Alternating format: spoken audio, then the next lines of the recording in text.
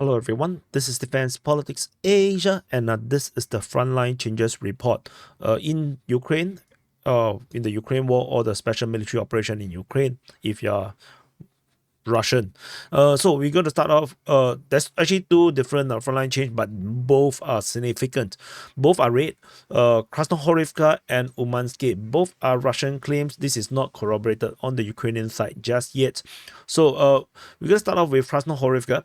And so at KRASNOHORIVKA, in the Donetsk front, so in case you do not know where are we, so Donetsk city, this is the capital of the Donetsk People's Republic, and the small little city here, KRASNOHORIVKA, and the battle of KRASNOHORIVKA continued. Yesterday we mentioned that the Russians broke through into this eastern outskirt or eastern part of KRASNOHORIVKA, and I mentioned that there is a possibility that the Russians can easily do a pincer encircling the Ukrainian defenders that is actually holding up in the heavy trenches on the eastern part of eastern outskirts of KRASNOHORIVKA. And this actually happened.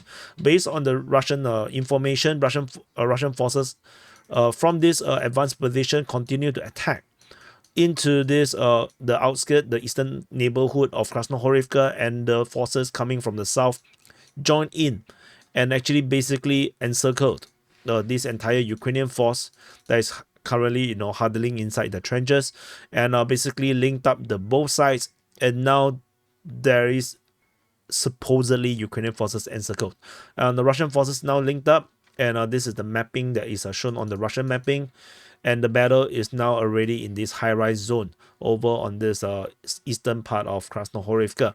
According to the Russian information, the Russians are still continue to attack in these areas here.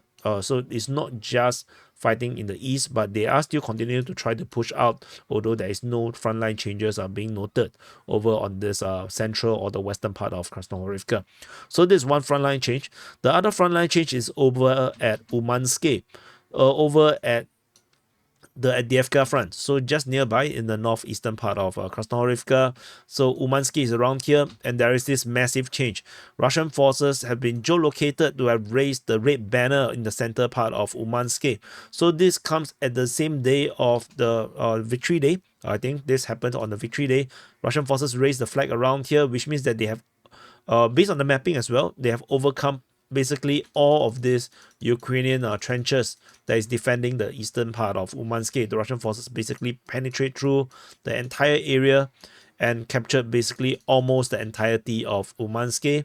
There is still some parts that is still not confirmed to be captured by the Russian side yet, but this raising of the flag in the center of Umanske do suggest that the Russians may have almost full, if not full, control of the entire of Umanske.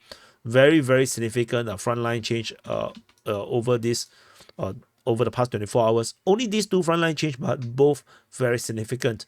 And if this Umanske situation continues, and if the information is correct that the Ukrainian forces seems to be bolted away from this area here down to Yasnobrodivka, Russian forces is likely to capture the rest of Umanske over the next 24 to 48 hours.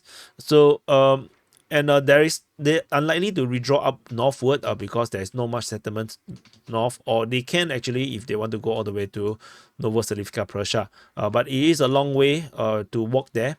We are talking about a distance from Umanske about 3 kilometers. It's not impossible. I mean, walking distance, it is possible to walk, but yeah, dangerous walk anyway. So these are two frontline changes over in the Ukraine war or the special military operation in Ukraine. Do press the like button, subscribe, and I'll see you guys at the sit rep. I'll see you guys.